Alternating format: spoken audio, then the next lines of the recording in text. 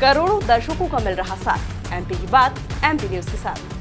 इंदौर मध्य प्रदेश की आर्थिक राजधानी और वहां पर पुलिस कमिश्नरी लागू करने का सरकार का महत्वाकांक्षी फैसला। इस फैसले को सही तरीके से क्रियान्वित भी करके दिखाया और बतौर पहले पुलिस कमिश्नर अपनी भूमिका को सशक्त अंदाज में भी निभाया। अब तैयार हैं वो राजधानी भोपाल के पुलिस कमिश्नरी को सुधारने के लिए। हमारे साथ हैं आईपीएस हरिनारायण चारी मिश्र जी। सर, कितना बड़ा चुनौती भरा ये कार्यकाल रहा और कैसे इस कार्यकाल को देखते हैं, क्योंकि पहले पुलिस कमिश्नर के तौर पर जब जिम्मेदारी सरकार ने आपके कंधों पर सौंपी?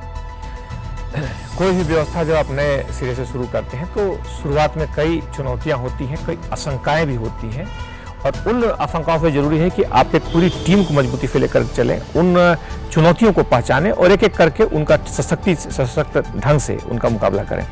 यहाँ पर आने के बाद पहली जो इंफ्रास्ट्रक्चर संबंधी जो समस्याएं थी, क्राइम से जुड़े जो मुद्दे थे, साथ ही साथ कानून व्यवस्था से जुड़े जो मुद्दे थे, इस पर कैसे हम और बेहतर ढंग से कर सकें, ये हमारे लिए पहली प्राथमिकता थी। जी सर, गुंडों के घर तोड़ो अभियान, इस अभियान ने न केवल इंदौर में बल्कि पूरे मध्य प्रदेश से बाहर के अन्य राज्यों को भी प्रेरित किया कि वहां की पुलिस भी अपराधियों की कमर तोड़ने के लिए घर तोड़ो अभियान के लिए बुलडोजर लेकर निकल गई। कैसे ये बुलडोजर का फॉर्मूला आपके दिमाग में आया? मुख्य तौर पर आप बिल्कुल सही कह रहे हैं, ये इस पद्धति की शुरुआत है, जो प्रणाली है जिसमें अपराधियों पर अपराधियों के जो खासतौर पे जो सशक्त प्रभाव पड़ता है इस पूरी संयुक्त कार्रवाई का, जिसमें पुलिस के अलावा और भी कई टीमें होती हैं, इससे ज़्यादा सशक्त प्रभाव अपराध को और किसी कार्रवाई का नहीं पड़ता है और एक पूरे कानून के दायरे में, वैधानिक दायरे में होता है।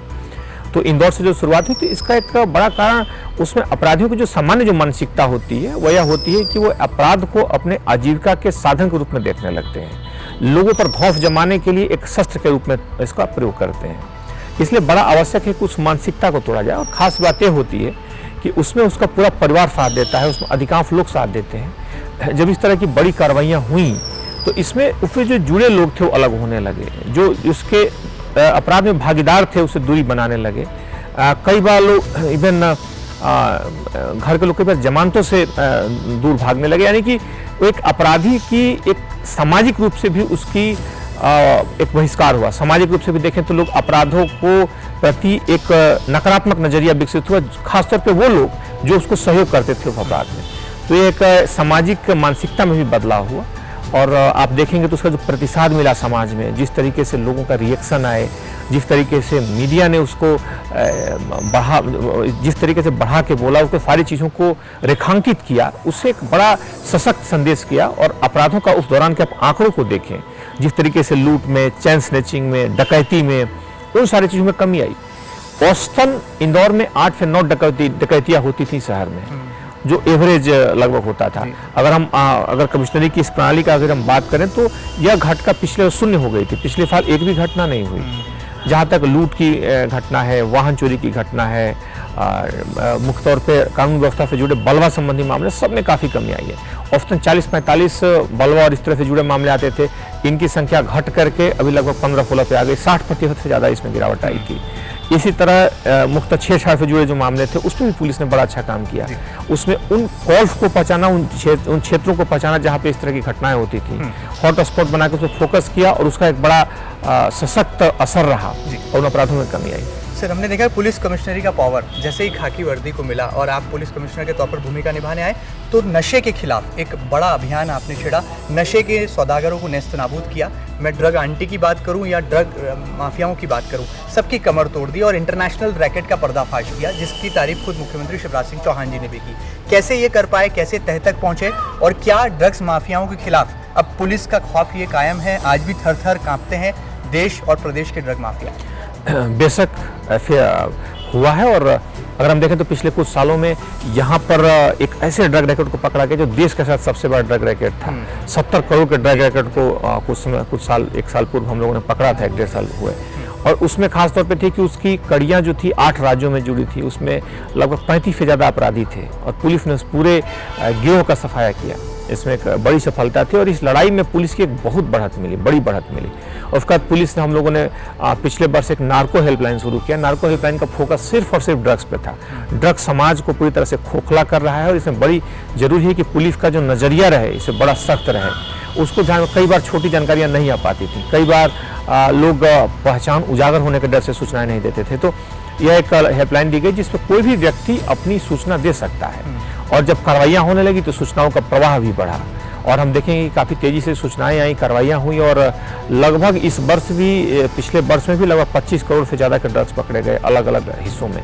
इनकी संख्या बहुत ज़्यादा थी, यानी कि छोटे छोटे जो बेचने वाले, जो पैडलर, जो फिर जुड़े लोग, सब पर प्रहार हुआ और अंततः समाज को सुरक्षित करने की दिशा में एक बड़ा प्रभावी कदम साबित हुआ। तो ड्रग्स की लड़ाई भी पुलिस की बड़ी मजबूत रही, सशक्त रही और इसका काफ़ी असर रहा। हमने देखा है कि पुलिस जो है सुनती कम है और करती ज़्यादा है, कहती कम है, करके दिखाती है। लेकिन आपने संवेदनशील पुलिसिंग को भी यहाँ पर तवज्जो दी और देश का पहला मूक बधिर थाना यहाँ पर स्थापित करके दिखाया, जिसकी तारीफ प्रवासी भारतीयों ने भी करी है। किस तरह से आप अपनी इस उपलब्धि को देखते हैं, क्योंकि एक ऐसा समाज का तबका जो कि कुछ कह नहीं सकता, बोल नहीं सकता, सुन नहीं सकता, शारीरिक अक्षमता है, उसके बावजूद पुलिस की सुनवाई जो है वहाँ पर हो रही है और संवेदनशील रवैया नजर आ रहा है। पुलिस को पीड़ित के प्रति संवेदनशील होना चाहिए और यहाँ कई बार देखने को मिला कि ऐसे एक दिन एक आवेदक आना हुआ जिसमें उसके साथ में कुछ लोग थे। उनका कहना था कि उनकी समस्या थी, वो कहना चाहते थे, फ़ोन से ही बताना चाहते थे। संसाधन इतना बढ़ चुका है, तकनीक बढ़ चुकी है, लेकिन अभी भी वो बताने में अक्षम थे क्योंकि इस तरह कोई हेल्पलाइन नहीं है जो सांकेतिक भाषा समझ सके। हमने कहा कि सांकेतिक भाषा हमारी टीम है जो समझ सकती है और एक छोटे से बस प्रयास की देर है, आपको कल सुबह 10 बजे से मूक बधिर हेल्पलाइन मिल जाएगी। हम लोगों ने उन्हें बुलाया, उसमें मूक बधिर हेल्पलाइन शुरू की और उस हेल्पलाइन में वीडियो कॉल के माध्यम से व्यक्ति सांकेतिक भाषा में अपनी समस्या को कह सकता है और सामने में यहाँ बैठा जो व्यक्ति है, जो हमारा इंटरप्रेटर है, जो मूक सांकेतिक भाषा को समझते हैं, उनके द्वारा उस भाषा को समझ करके संबंधित थाने को निर्देशित किया जाता है और तत्काल कार्रवाई होती है। इस पूरे प्रक्रिया का एक बड़ा व्यापक असर हुआ, एक मजबूत असर हुआ और अब अच्छी बात यह है कि न सिर्फ 4-5 FIR यहाँ पे हुए हैं बल्कि पूरे प्रदेश भर से दूसरे जगहों से भी इसमें कॉल आने लगे हैं, क्योंकि इस भाषा की एक सीमा है, सभी लोग नहीं समझते, इसलिए इस भाषा का काफ़ी तेज़ी से प्रयोग बढ़ा है। और यह एक पुलिस की अपराधियों के खिलाफ कार्रवाई जो जितनी जरूरी है, जितनी कड़ी होनी चाहिए, सशक्त होनी चाहिए, उसके साथ साथ पुलिस की एक मानवीय संवेदनशीलता भी जरूरी होनी चाहिए। जिस तरह से समस्याओं का, शिकायतों का कलेवर बदल रहा है, लोगों की समस्याएं बदल रही हैं, पुलिस की संवेदनशीलता भी उसी के अनुरूप उसका कलेवर बड़ा होना चाहिए और पुलिस ने इस मापदंड पे खरा उतरने की कोशिश की है। बतौर IPS अधिकारी और बतौर इंदौर के प्रथम पुलिस कमिश्नर, हमने देखा हरिनारायण चारी मिश्र जी के व्यक्तित्व का भी जादू है, उनके व्यक्तित्व का भी प्रभाव है। आप जितने कड़क मिजाज अफसरों के बीच में हैं, उतने ही लोकप्रिय और संवेदनशील और सादगीपूर्ण रवैया और सरल सहज स्वभाव के तहत भी जाने जाते हैं। कैसे कर पाते हैं, क्योंकि पुलिस की वर्दी पहनने के बाद माना जाता है कि अब जो है वो अनुशासन हमें सिखाती है और जनता के बीच में एक सामाजिक दूरी को भी जो है आप मायने नहीं रखते, हर किसी की सुनना और पुलिसिंग की मानना, कैसे कर पाते हैं? इसमें कहीं अगर आपकी कार्रवाई पारदर्शिता से हो रही है तो मुझे लगता है कि किसी तरह की कोई समस्या नहीं आती है। पारदर्शिता इसमें सबसे आवश्यक तत्व है और अगर हम पूरी इस कार्रवाई को देखें, पूरी प्रक्रिया को देखें तो हमारे पास एक अच्छी टीम है और लोगों ने बड़े डेडिकेशन से लगातार मेहनत किया है, लगातार कार्य किया है। इस पूरे प्रक्रिया में कानून व्यवस्था को देखें, कानून व्यवस्था काफ़ी बेहतर रही। इसमें किसी भी तरह के 40 लाख के शहर में एक भी कोई अनडिटेक्टेड बड़ा कोई केस नहीं है जो क्राइम अनडिटेक्टेड हो, चाहे कोई लूट की घटना या कोई डकैती की घटना, कोई डकैती तो खैर घटना ही नहीं हुई, लेकिन जो कोई बड़ी 302 यानी कि मर्डर की घटना, 307 कोई भी बड़ी घटना किसी भी हेड्स में कोई अनडिटेक्टेड नहीं है। एक बड़ी बात है 40 लाख के बड़ी आबादी वाले शहर के लिए। साथ ही साथ कानून व्यवस्था की स्थिति लगातार बेहतर रही। पर्व त्योहारों का आयोजन बड़े स्तर पर हुआ। आपको मैं जिक्र करना चाहूँगा, पिछले दिनों आपने पर देखा होगा, एक महिला जो कि लेखिका हैं, न्यू जर्सी की रहने वाली हैं, रंगपंचमी के दौरान रंगपंचमी के दौरान इंदौर घूमने आती हैं। चूँकि इंदौर के रंगपंचमी की जो धूम है, उसकी जो पहचान है पूरी दुनिया में है, बाहर से भी लोग आते हैं। वो अचानक आती हैं, रंगपंचमी देखती हैं और रंगपंचमी देखने के बाद उन्हें एहसास होता है कि इतनी हजारों की संख्या में और एक जुलूस में महिलाएं हैं, पार्टिसिपेट कर रही हैं उत्साह के साथ, उमंग के साथ। कहीं कोई घटना नहीं हुई, छेड़छाड़ जैसी छोटी से छोटी किसी तरह की स्थिति नहीं दिखती है। उसके बाद 2 दिन और रहती हैं और रात में घूमती हैं, अलग अलग जगहों पे जाती हैं, खाने जाती हैं, अकेले घूमती हैं। 2 दिन के बाद उनको जाने से 1 दिन पहले इस बात का एहसास होता है और वो मिलना चाहती हैं कि पुलिस के यहाँ के अधिकारी से और मीडिया के कुछ साथियों से बात करती हैं, वो उन्हें लेकर आते हैं। अचानक जब कुछ लोग आए, यहाँ पे आना हुआ, तो उनका जो प्रतिक्रिया थी बड़ी ही सकारात्मक थी। एक बड़ा ही सकारात्मक आश्चर्य हुआ। उसमें उनका कहना था कि इतने सुखद तो अपने शहर में नहीं रहते, हम न्यू जर्सी अमेरिका में घूमते, वहाँ भी गन कल्चर के कारण असुरक्षा रहती है, ऐसा उनका कहना था, ऐसा उनका मानना था। उन्होंने अपनी बाइट में जो मीडिया को दिया इस बात का जिक्र किया। और उन्होंने कहा कि अकेले रात में हम इतने अकेले घूमे, 2 दिन 3 दिन कहीं कोई बात नहीं हुई। तो ये एक सुखद आश्चर्य को, तो मैंने भी उन्हें धन्यवाद दिया कि बहुत सारे लोगों को महसूस होता है, लेकिन इसके लिए इतनी तोहमत, इतनी मेहनत उठाने की जरूरत कोई नहीं समझता। समांतर पुलिस के पास हम तब जाते हैं जब कोई समस्या होती है, हम पीड़ित होते हैं, तो खासतौर पर अगर आप आए तो इसके लिए धन्यवाद। लेकिन अच्छा लगा कि एक लेखिका जो कि संवेदनशील है, वहाँ पे सक्रिय हैं, अलग अलग शहरों में न्यू जर्सी और अमेरिका, वहाँ पे न्यूयॉर्क में रहती हैं, तो अगर उन्हें इस बात की अनुभूति है कि हमारा शहर ज़्यादा सुरक्षित है, हमारा शहर में महिलाएं सुरक्षित हैं, तो ये एक शहर की सुरक्षा के लिए, स्वच्छता में इसका बड़ा नाम है, लेकिन साथ साथ एक सुरक्षा भी एक बड़ा पैमाना बनता जा रहा है। और शायद इसीलिए जब प्रवासी भारतीय दिवस के लिए जब देश में कुछ शहरों का चयन होना था, तो उसमें हमारे मध्य प्रदेश के इंदौर जैसे शहर का इसमें चयन हुआ, और प्रवासी भारतीय में भी पूरे दुनिया भर से जो लोग आए, जिस तरीके से 80 से ज़्यादा देशों के लोग आए, जिस तरह से बड़े स्तर पर सम्मेलन हुआ, राष्ट्राध्यक्ष आए, इतने बड़े बड़े डेलीगेट्स आए, और बहुत ही एक सरल तरीके से, बेहतर ढंग से, बड़ी स्मूथली सब कुछ संपन्न हुआ। वो भी एक हमारी बेहतर टीम, और सारी जो टीमें अलग अलग हमारी काम कर रही थी विभिन्न भागों की, सबके साथ संयुक्त समन्वय का परिणाम रहा। तो एक अच्छा मैसेज गया, एक अच्छा संदेश गया, और इस तरह के आयोजनों से एक शहर की प्रतिष्ठा भी बढ़ी। पुलिस ये कैसे कर पाई कि हम बुजुर्गों की भी सुनेंगे? हमने देखा ये वो कल्चर है जब पाश्चात्य संस्कृति का प्रभाव समाज पर चारों तरफ से दिखाई देता है, ओल्ड एज होम्स का दौर शुरू हो गया। ऐसे में पुलिस ने उन वृद्धजनों की सुनने की शुरुआत कर दी, और उनकी जो समस्याएं थी उसका समाधान जो है मौके पर ऑन द स्पॉट करके दिखा दिया। संजीवनी हेल्पलाइन, ये कॉन्सेप्ट आप कैसे लाए, उसको एग्जीक्यूट किया, और कितने अब तक बुजुर्गों को जो है इसका परिवार में फ़ायदा मिल रहा है? संजीवनी के बारे में बताना चाहूँगा कि शहर में अब आज के डेट में, मुख्यतः कोरोना के बाद इसकी अहमियत और बढ़ गई है। हालांकि इसको हमने शुरू कोरोना के पहले किया था, लेकिन अभी वर्तमान परिवेश में आप देश की किसी भी शहर के आंकड़ों को देखेंगे तो जितनी होमिसाइड्स होती हैं, यानी हत्याएं होती हैं, उससे लगभग 5 से 6 गुना ज़्यादा उसमें मुख्य तौर पर सुसाइड जैसी घटनाएं हैं। तो ये हमें ध्यान रखने की ज़रूरत है इस बात को कि इस तरह की चीज़ों के लोगों की संवेदनशीलता बढ़ी है और घटनाएँ भी बढ़ी हैं। इसमें इस तरह की हेल्पलाइन की अहमियत इसलिए बढ़ जाती है कि अगर व्यक्ति मानसिक रूप से परेशान हो तो उसके पास ऐसा हेल्पलाइन हो जहाँ वो बात को अभिव्यक्त कर सके, कह सके, और उसकी समस्या का तत्काल निदान हो सके। तो इसको देखते हुए पुलिस ने शुरू किया, और इसमें सैकड़ों लोगों की जानें बचाई गई हैं। एक पुलिस के मानवीय चेहरे का एक बेहतर ढंग से उसका कह सकते हैं कि स्पष्टीकरण, उसका प्रक्षेपण है। मुख्य तौर पर उस चीज़ों को हम पुलिस उस चीज़ को अभिव्यक्त कर पा रही है, और उसका एक सामाजिक चेहरा है पुलिस का।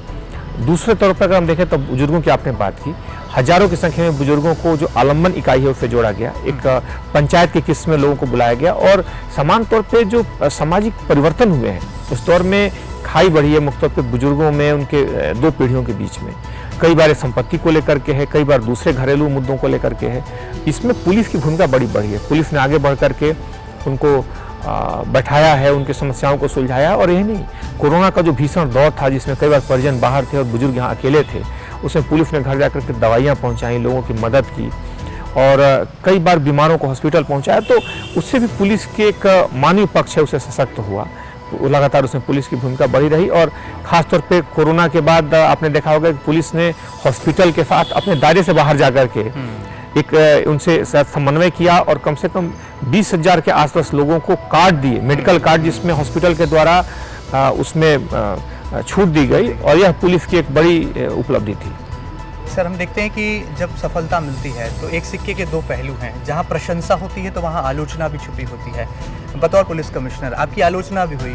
कुछ लोगों ने कहा कि वो पुलिस जो थाना चलाने वाली पुलिस है वो दिल जीतने निकल जाती है। तो जिसमें इस तरह की आलोचनाएं होती हैं तो इसको कैसे लेते हैं? सकारात्मक भाव से लेते हैं, नकारात्मक भाव से? क्योंकि दिल जीतने में पुलिस लग जाती है। नहीं, पुलिस संवेदनशीलता के साथ काम करती है। पुलिस की प्राथमिक जिम्मेदारी बेहतर कानून व्यवस्था है। आप देखेंगे, मैंने जिक्र किया कि शहर में अगर किसी भी तरह की कानून व्यवस्था की स्थिति कहीं भी एक रत्ती भर भी कहीं किसी तरह की उस पर खरोच नहीं आती है, एक सांप्रदायिक सौहार्द बना रहता है शहर में, किसी भी तरह के, चाहे इतने बड़े शहर में कोई अनडिटेक्टेड क्राइम नहीं होता है, तो एक बड़ी बेहतर, एक आदर्श स्थिति है किसी भी के लिए। लेकिन इसके साथ साथ पुलिस को संवेदनशील भी होना चाहिए, और संवेदनशील का पक्ष है कि कोई भी व्यक्ति जो पीड़ित हो, किसी भी तरीके से पीड़ित हो, तो पुलिस के उसके समाधान का रास्ता होना चाहिए, अपने को उसके अनुरूप ढालना चाहिए। और पुलिस ने अगर कोई व्यक्ति, अगर समाज में, अगर हो सकता है 10 साल पहले सुसाइड कोई समस्या ना हो, लेकिन बदलते परिवेश में, तकनीक के प्रवेश में, कोरोना के बाद लोगों में अकेलापन बढ़ा है, लोगों में अवसाद बढ़ा है, तो पुलिस ने अगर इस तरह का हेल्पलाइन शुरू की तो जरूरत थी। पुलिस ने उस समय पहली जब शुरू हुई थी पहली साइबर हेल्पलाइन शुरू की थी और उस साइबर हेल्पलाइन पे इतना हुआ, अब 10 करोड़ से ज़्यादा लोगों के रुपए वापस करवा चुकी है तब से, और उस समय तक अपने तरह की पहली हेल्पलाइन थी। इस पे न सिर्फ यहाँ बल्कि न सिर्फ पड़ोसी जिलों के पड़ोसी राज्यों से उसमें फ़ोन आए और पुलिस ने लगातार मदद की। तो क्राइम बदला तो पुलिस ने उसकी भी अलग लोगों के लिए उसका समाधान दिया।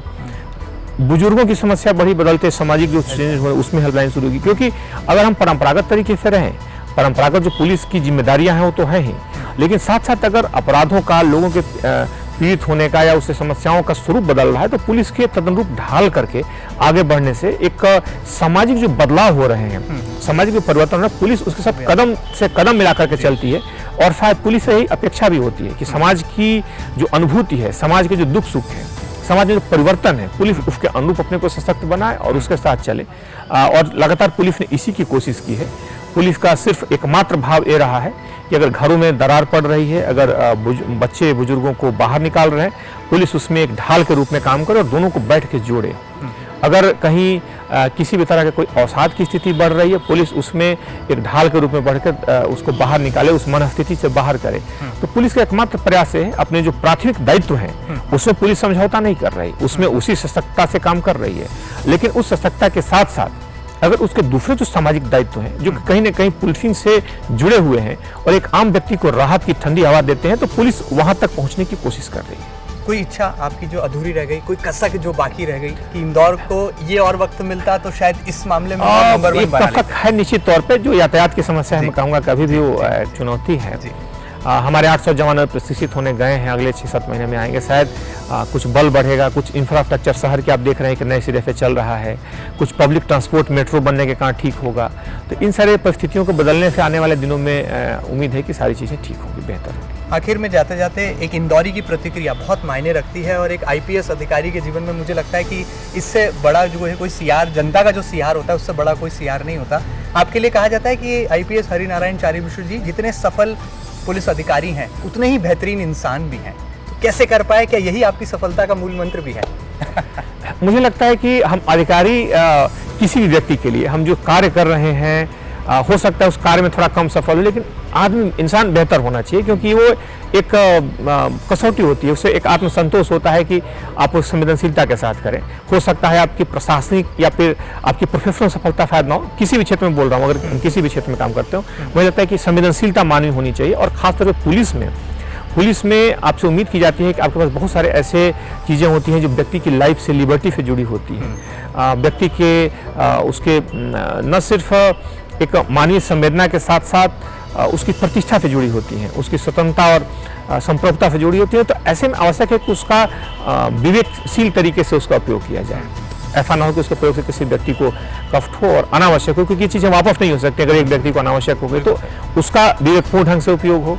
अपराधियों को न छोड़ा जाए, क्योंकि एक अपराधी जब निकलता है तो एक व्यक्ति जो कि कानून में विश्वास रखता है उसके कानून में विश्वास पर चोट करता है। इसलिए जरूरी है कि उसके प्रति जीरो टॉलरेंस पर पुलिस काम करे और साथ ही साथ समाज में जो अपराध बदल रहे हैं उसके अंदर पुलिस ढाले, उसके अंदर पुलिस अपने को तकनीकी रूप से सशक्त करे। और इन सारे मापदंडों पर पुलिस ने कोशिश की है और लगातार सशक्तता से काम किया है। और मुझे लगता है कि हमारे पास एक अच्छी टीम थी, एक अच्छी टीम है। और इसके साथ साथ यहाँ की जिन चीज़ों का मैंने जिक्र किया उसमें हमारे जो अधिकांश लोग, एक इंदौर में खास बात है कि कानून में एक गहरी आस्था रखते हैं। आप सकारात्मक चीज़ के लिए आगे बढ़ते हैं, लोग जीवंतता के साथ आगे निकल आते हैं। जनप्रतिनिधियों का बड़ा सहयोग रहता है, इतनी कार्रवाइयाँ होती हैं, इतने बड़े होते हैं, कभी किसी भी तरीके से हर व्यवधान नहीं मिला, बल्कि हर तरह से सहयोग मिला, जिसके कारण आप उन चीज़ों को लागू कर पाते हैं। ये इंदौर की बड़ी खासियत है। और साथ ही साथ एक पुलिस की भी अच्छी टीम है जो कि लगातार सबने काम किया। तो मैं कहना चाहूँगा कि एक तरफा प्रयास नहीं होता है, सभी के संयुक्त प्रयास से एक माहौल बनता है अपराध के खिलाफ। और मैं कहना चाहूँगा कि इंदौर में एक बेहतर सुरक्षा का भाव, मजबूत सुरक्षा का भाव है, तेज़ी से सुरक्षा का भाव लोगों में मजबूत हुआ है और एक शहर के लिए एक बड़ी कामयाबी होती है इस चीज़। बहुत बहुत शुक्रिया। तो एक बेहद ही सुलझे हुए इंसान और सिंघम और दबंग उस छवि से इतर सबकी पुलिस, सबका सुनने वाली पुलिस और सबको समाधान देने वाली पुलिस की परिभाषा को परिपूर्ण करके अब राजधानी भोपाल की तरफ अपने कदम बढ़ा रहे हैं इंदौर के प्रथम पुलिस कमिश्नर हरिनारायण चारी मिश्र। और उम्मीद है कि इस क्रॉस फायर राउंड में हमने उनके दिल में क्या छुपा है ये भी जानने समझने की कोशिश की, और खाकी वर्दी के पीछे कैसे एक बेहतरीन इंसान जो है पुलिस का नेतृत्व कर रहा है, पुलिसिंग सिस्टम को मजबूती दे रहा है, ये भी जानने समझने की कोशिश की। फिलहाल वीडियो जर्नलिस्ट अरुण यादव के साथ महेंद्र सिंह, MP न्यूज़ इंदौर।